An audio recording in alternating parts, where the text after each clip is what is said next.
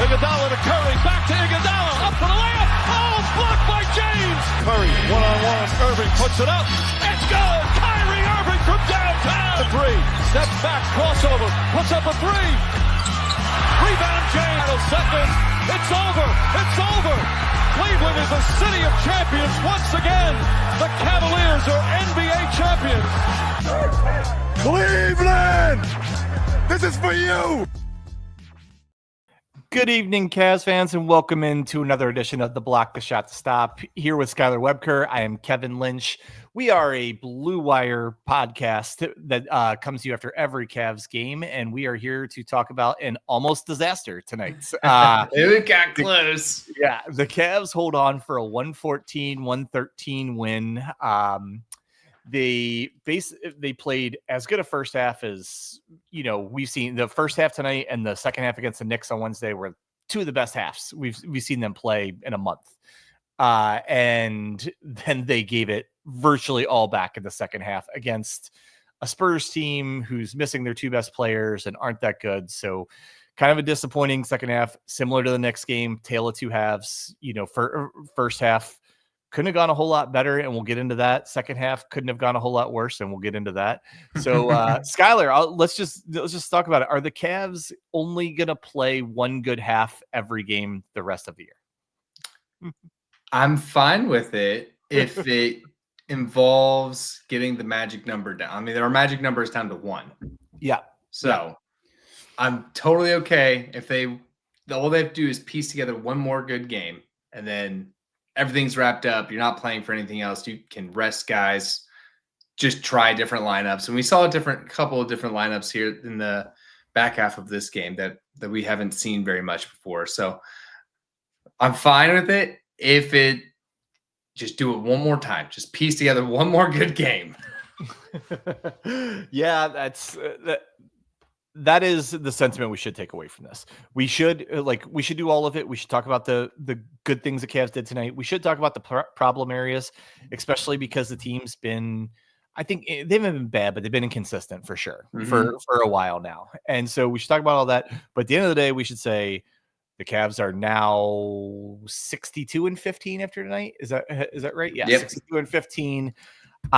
They have a magic number of 1 with 4 games to go. Boston did win tonight in Phoenix, so still have to officially wrap this up, hopefully on Sunday.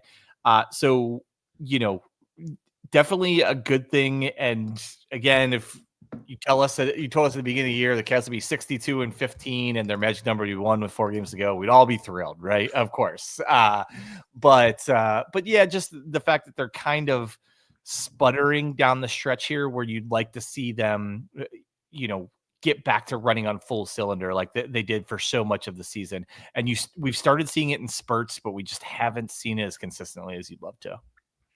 Yeah. And piggybacking off of last game, I mean, the back half of last game was awesome. It was great to see them kind of come together, piece together a double-digit win against the number 3 team in the East. Say what we want about the Knicks, they're still the number 3 team in the East. Like, it's not like they're San Antonio, who have nothing to play for, missing their key players, missing their coach for the season. So you'd love to see kind of that version of the Cavs more consistent down the stretch here, especially against these winnable teams. But I don't know. I just get it one more win. I think that's what's on all of their minds. Yeah. Like, just lock up the number 1 seed. For sure. So this game, I want to do it a little bit differently than we sometimes do. Oh no, what just happened? And actually want to go through the game before we talk about individual performance and everything. I want to go through it quarter by quarter because it was such an uneven performance. Like just even, in short stretches, but we'll limit it down to like each of the quarters. So I want to talk about the first quarter to start out.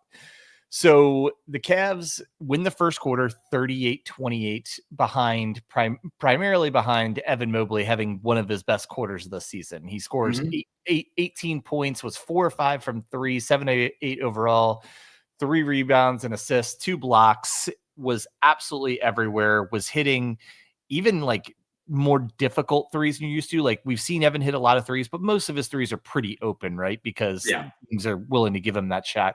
Tonight, the Spurs on several of those threes were contesting, but he was just awesome.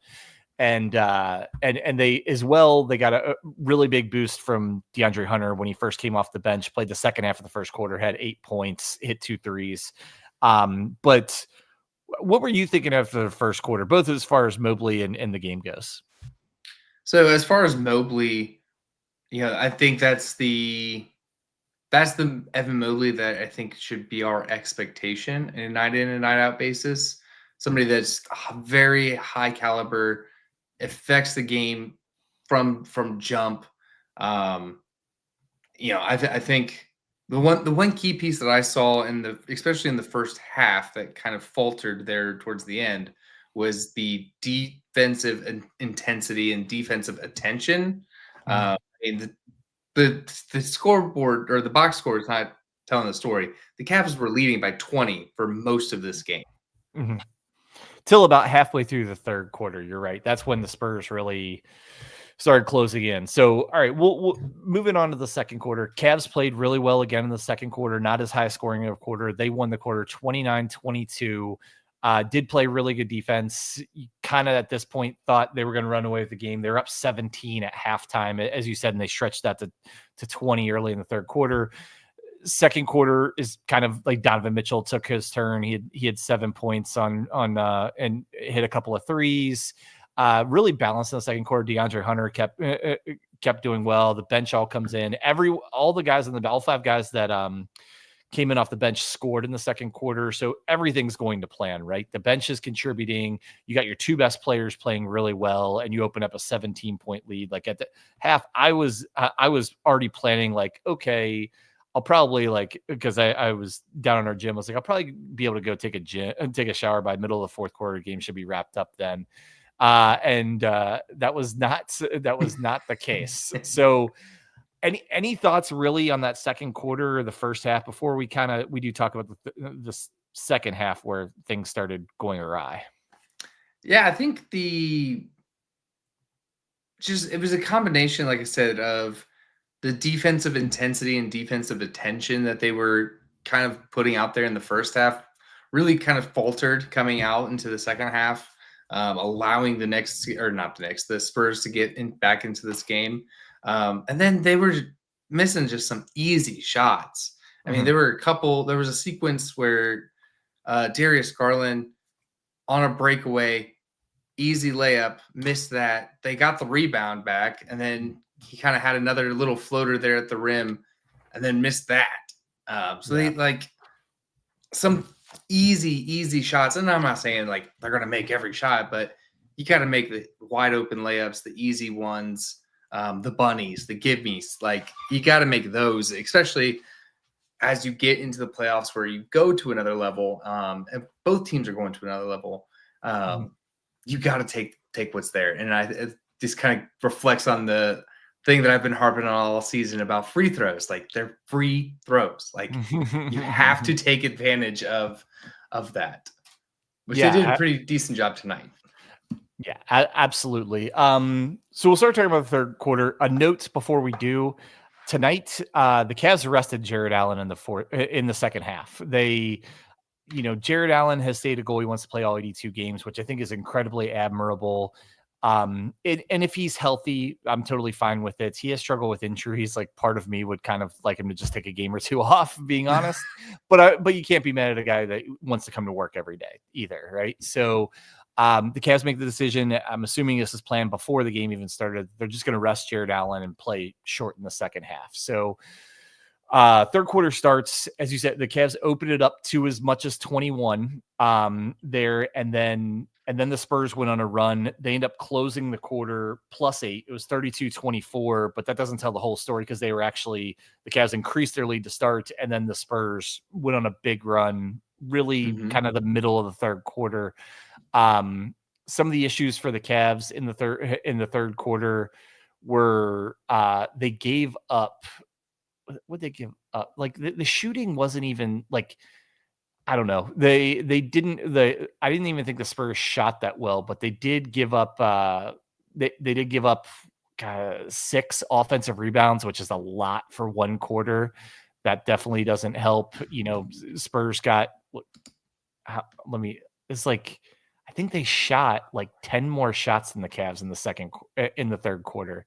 They shot 12 more shots than they were 12 for 30. The Cavs were 9 for 18. So the Cavs are shooting at a higher percentage, but they're giving the Spurs so many second chances. Mm-hmm. They turned the ball over 5 times in that quarter, really shooting themselves in the foot more than anything the Spurs are doing with kind of lack of concentration play. Donovan Mitchell did have a good quarter. He scores 10 points, 3 of 6 shooting, hits a 3. And but he has a 10. The rest of the team only had 12 points in the second or in the third quarter. I apologize. And the shooting that was really hot in the first half, they shot almost 50 I think they shot exactly 50% from 3 in the first half. They go 2 for 10 in the quarter. Just kind of honestly, just a lackadaisical quarter by the Cavs. That's the only way I can really say it. Yeah, and I feel like these are situations where you really miss a Ty Jerome.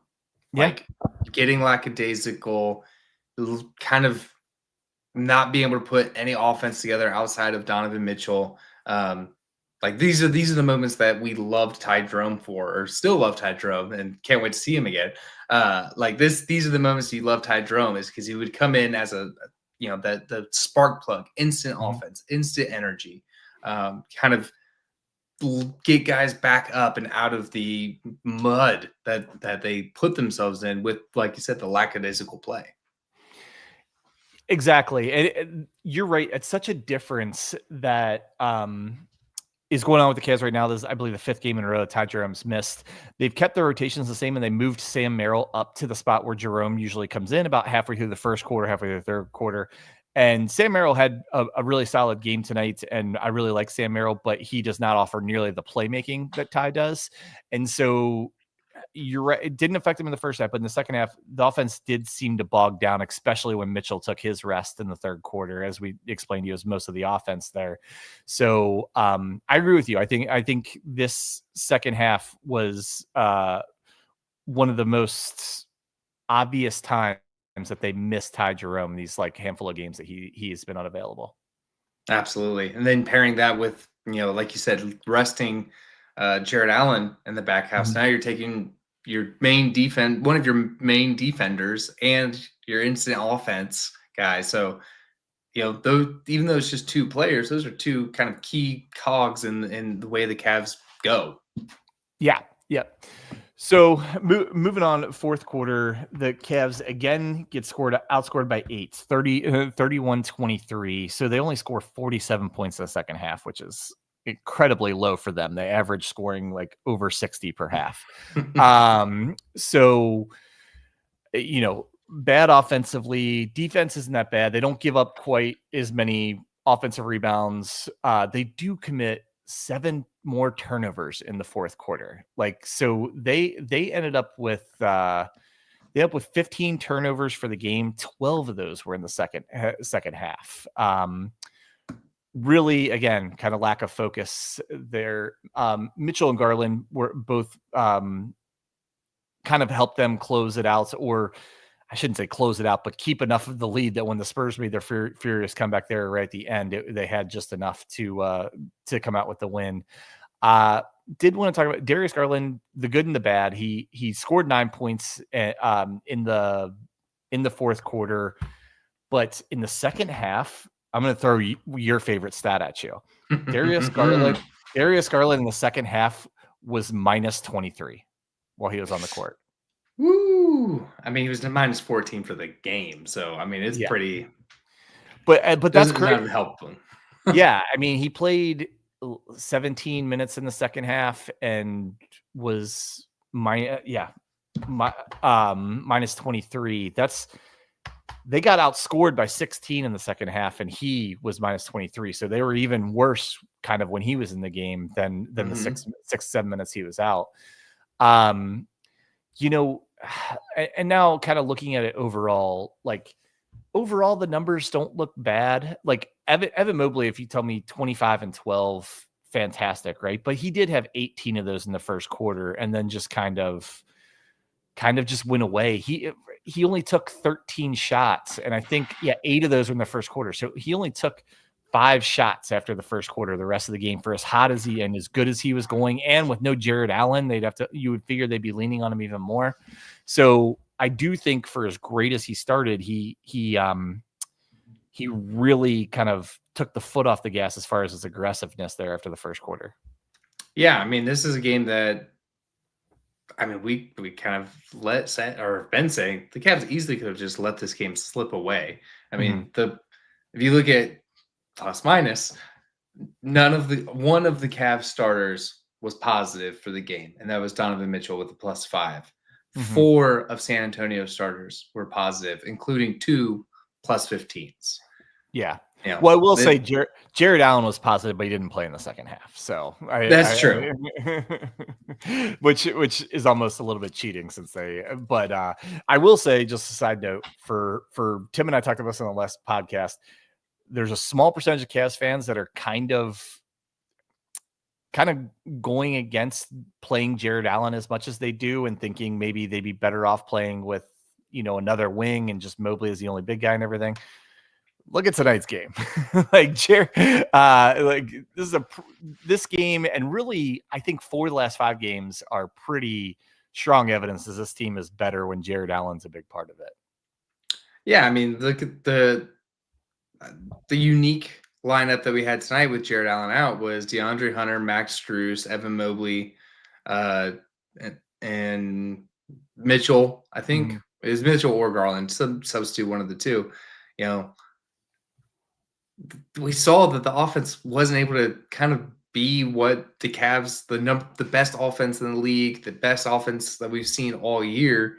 Mm-hmm. But I have a feeling that you change Hunter out and put Mobley in, that offers a different wrinkle into, all right, you got the guy in the paint that you can, dip the ball inside to have the defense collapse on, kick back out.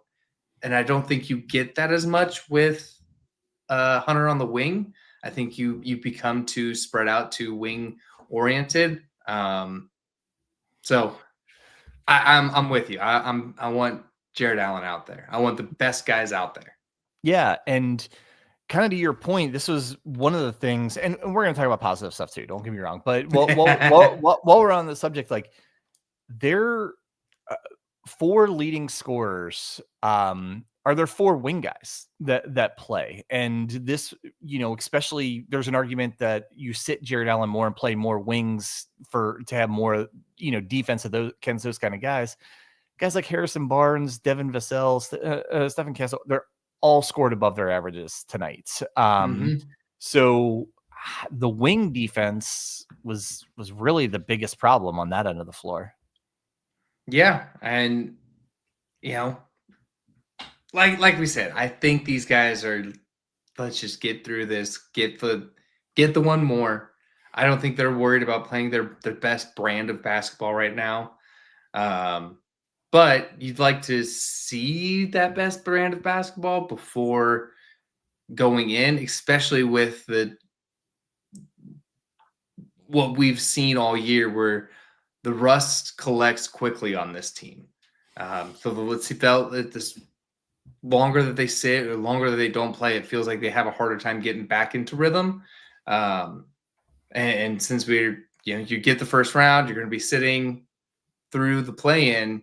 You hope that you're able to either come in with momentum so that you're able to pick back up a little better once you come back from that break.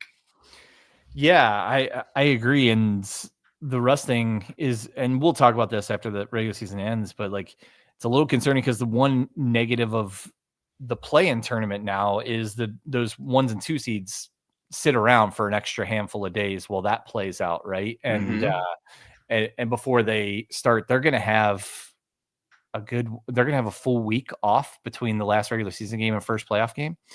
So, and that probably explains why Kenny's not resting guys quite as much because they got a lot of rest coming up as soon as the regular season ends. But we will talk about some positives tonight. It's like one, outside of that disastrous third quarter, they out rebounded the Spurs. They actually were controlling the boards quite a bit besides that third quarter. Like I said, they gave up 6 offensive rebounds that quarter. They only gave up 9 for the game. The rebounding was actually dead even, 44-44, but the Cavs rebounded the ball very bad in the third quarter. They were pretty good the other quarters. This is one of the better 3-point shooting games that they've had in a while. That's what I wanted to hit on. Yeah, so I'll give the stats and then I'll let you hit on it. So they were 22 of 51, 44%. They actually shot 50% in the first half. Had a lot of contributors on that end. DeAndre Hunter was 4 of 8, Sam Merrill 3 of 7, Donovan Mitchell 6 of 11, Darius Garland had 4. We talked about Evan Mobley had 4. So a lot of strong 3-point shooters. So if you're looking for positives and silver linings coming out of kind of this, uneven performance tonight, the 3-point shooting getting back on track is probably the number one. Yeah, I think that might have been one of my larger concerns as we've gotten to the tooth and nail part of this season, is that the 3-point shooting, I mean, it was unrealistic. It was going to stay as high as it did all year. But it felt like it fell way below what we would have expected. So it's nice to see that piece of their game rebound back and show up tonight, especially in, like we said, a game that they very easily could have lost. Yeah. Kind of more on the 3-point shooting. So if you take away, so Max Strus, Javonte Green, and Isaac Okoro were 1 for 10 from 3. You take them away, the rest of the team was 21 of 41 to 52%. Strus will certainly be in the playoff rotation, but there's a good chance most certainly Javonte Green and potentially Isaac Okoro, depending on the matchup, might not be in the rotation as much. So the guys that they lean on the most for 3-point shooting kind of definitely seem to have their rhythm back a little bit. And Darius Garland in particular, he's, we've covered that he's had some struggles recently, shot the ball better. He had some struggles tonight, particularly like with his floater, which is something I want to talk about. Floater was like, maybe to me, it was like the most important part of his game, right? Because that floater opens up everything else that he does. Like you can't close out on him quite as aggressively on 3 because pump fake goes by you and then he has that floater.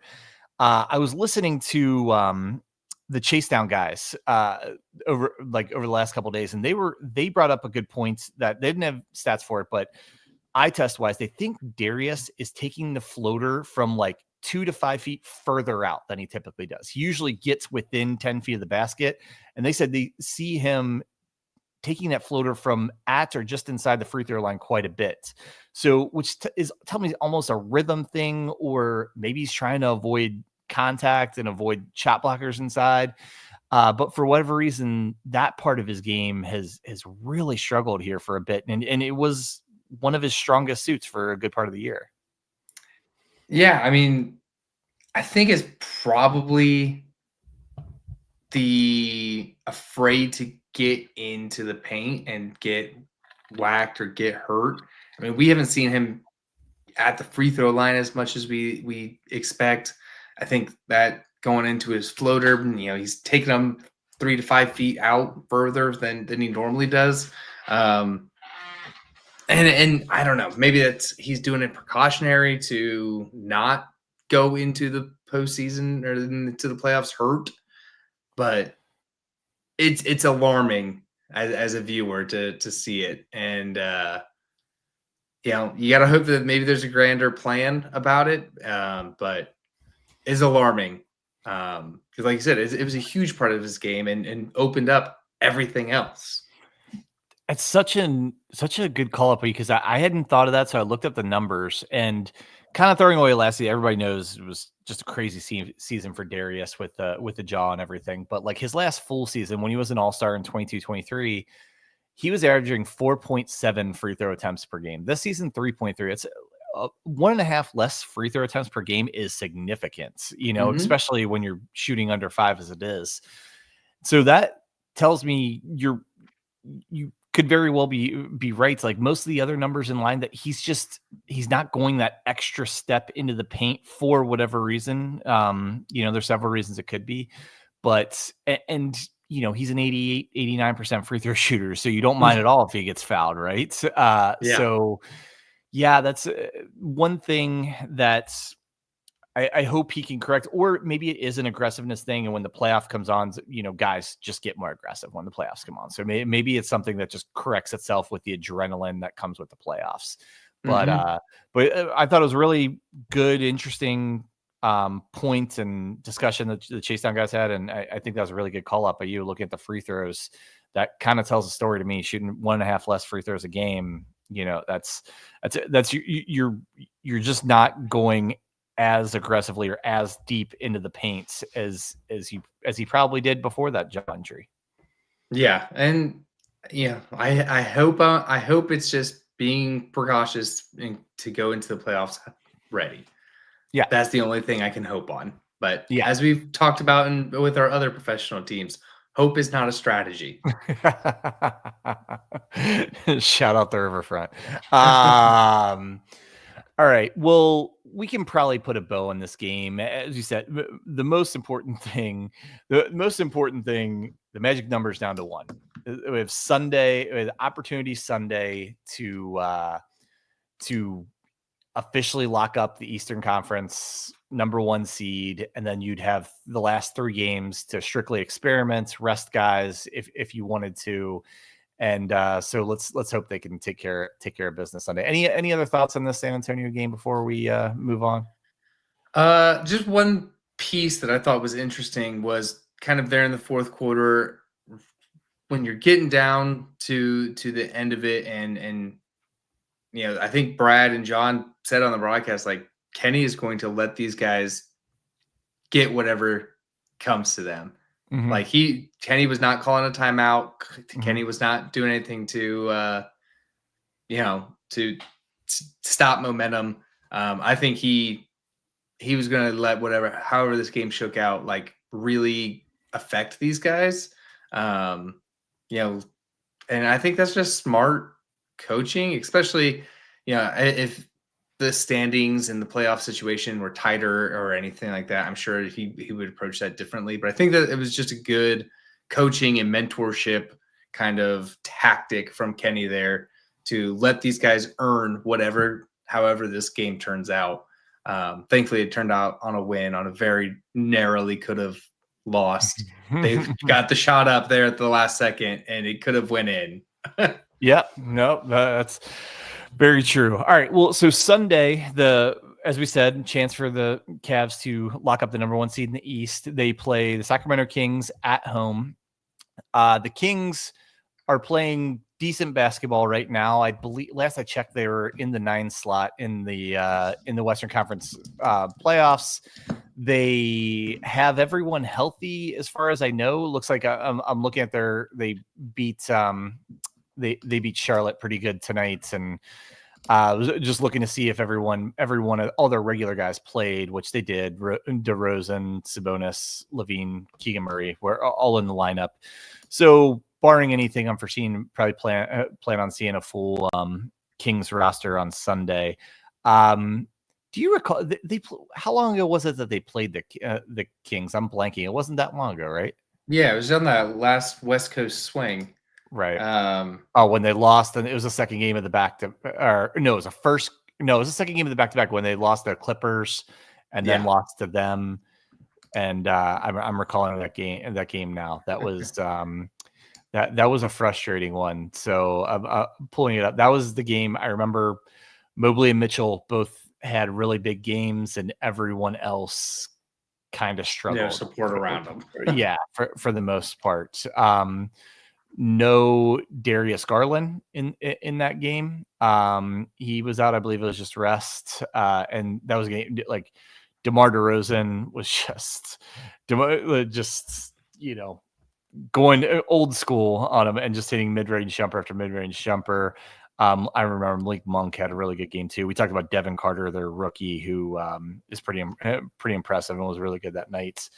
So and it's a game where frankly, the Cavs got beat up on the inside, points in the paint, rebounding, and they didn't have Sabonis in that game. And I remember, I think it was Tim and I after that game, that how frustrated we were that the Cavs would get out rebounded and outscored in the paint on a game where, a play-in team doesn't even have their best paint guy. And so hopefully the Cavs, can strike up some revenge on Sunday. Yeah, and I mean, this is a game. I think this game will be very interesting because it's an opportunity for the Cavs to obviously lock down the number 1 seed. You know that that's kind of on the forefront of all these guys' minds.